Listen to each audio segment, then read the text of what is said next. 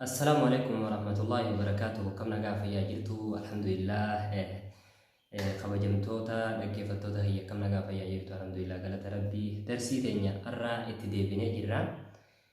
Wanni darsii teenya waa'ee marsaa laguudhaa, waa'ee xurii jennee kana dura gaafii gaafatamerraa kaanee barsiisuu eegalle. Dhiini xuriidhaa amma garaagarummaa istihaadaa fi xurii irratti dhaabnee jechuun guyyaa sanii dhiigni xurii diimaa akka gurraachaati. Gurraachatti achi dhiyaatu. Istihaadaan immoo dhiiga diimaa akka funuunaati.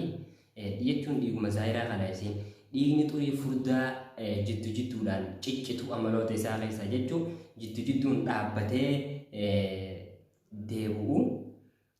Istihaadaan immoo qalluma akka madaati. Yeroo jechuudha madaa akka dhiigni ta'us uuma sirraa ba'e waan akkasiiti. Sadaffaa dhiigni xuriidhaa yeroo baay'ee fooliin isaa ni ajaawa.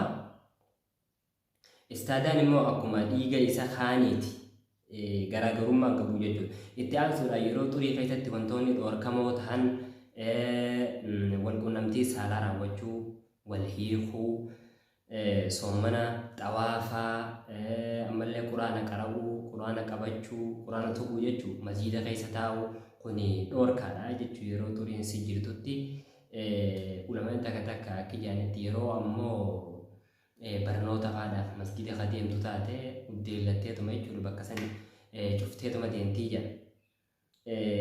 Kana inshaallah rabbi ulamaa irraa isa dabaafannaa barnootaaf yoo taate ni taatii jedhanii.